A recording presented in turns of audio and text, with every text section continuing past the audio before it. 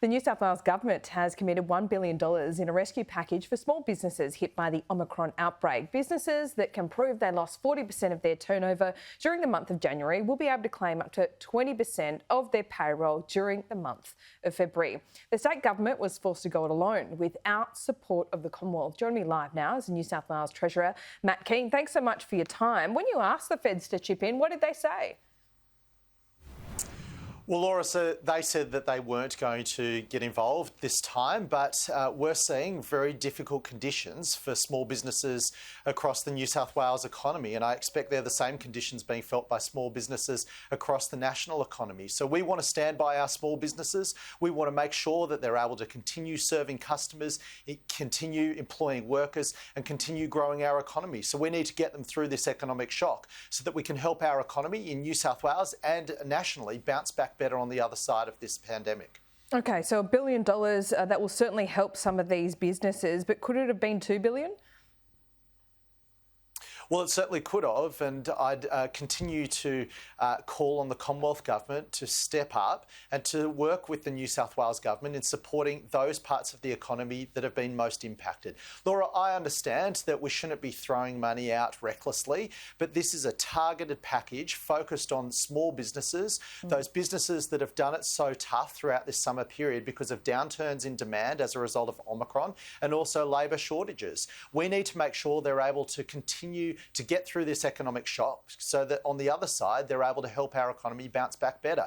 I'm talking about your hairdressers, your beauty salons, your restaurants, your cafes, those businesses that ply their trade through face-to-face trading. They have done it disproportionately hard, and we need to make sure that we're helping them at this very difficult time. I mean, there's always a populist element to that. I don't think you can avoid that in politics. That said, looking at the news poll today, what do you think that's because of? Do you think there's an element here of the population thinking the federal government should be doing more? Look, I'm not, news polls come and go, but what I will say is that the impact that this Omicron wave is having on small businesses are huge. Treasury in New South Wales models that we will see a 4% decline in gross state product over the first quarter of the year. So we need to make sure that we're supporting our small business sector, our economy, through this transition. Yes, we need to learn to live with COVID, but that means having the systems and processes in place to support businesses to get through these challenges. Now, the federal government is saying that they've helped in the past. That's great. But Ash Barty didn't win the Australian Open based on how she performed in the semi-final. You need to tackle each challenge as it arises. And what we're doing here in New South Wales is focusing on meeting the challenge that we're currently facing, meeting the challenge that small business is currently facing so we can get them through and help our overall economy bounce back better on the other side. I mean, we've heard about taking personal responsibility, living with COVID. I think we all accept that. But rapid antigen tests have not been available over the summer. I know New South Wales ordered their own. The federal government says, they're not going to intervene in the market, essentially. Look at what's happening overseas. I mean, the government could have bought these at cost price and distributed them.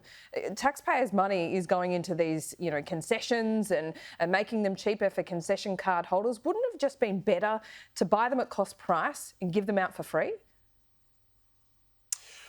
Well, what we've done in New South Wales is place a big order to assist small businesses, to assist mums and dads with their kids returning to school, assist people live with COVID. Rapid antigen tests are going to be key. We want to make sure that you can test. If you have a problem, then you can stay at home and protect the rest of the community. So rapid antigen tests are going to be an important part of our suite of measures to help us live alongside the virus. That's why the New South Wales government has ordered truckloads. We have them coming, and that's why, as part of this small business support package, we'll be subsidising those rapid antigen tests to make them not only accessible but also affordable.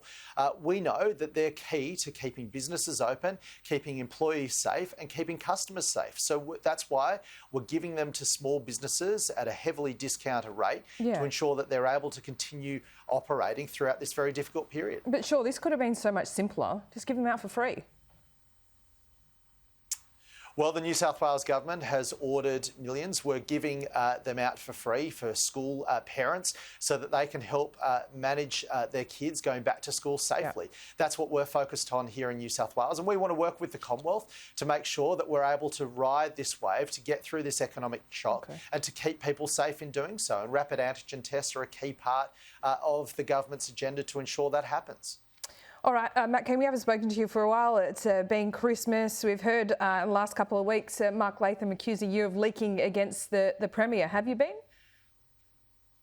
Well, I'm not going to indulge the ravings of Mark Latham. Of course I haven't been. I'm absolutely committed to keeping the community safe and helping us get through this pandemic. So I'm not going to indulge such nonsense. Mark Latham has plenty of mad things to say. I mean, let's not forget, let's talk about this man's integrity. He was once the leader of the Labor Party and he sold out everything he believed in to get a job with Pauline Hanson. So the last person that I'm going to be listening to when it comes to matters of integrity is Mark Latham. Do you think Perrottet's made all the right calls?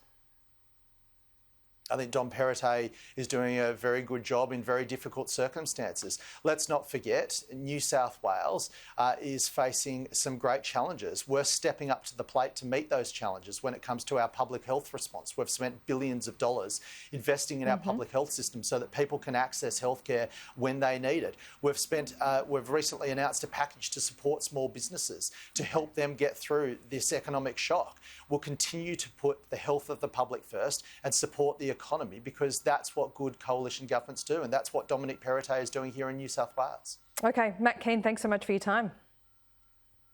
Great to speak to you as always, Laura.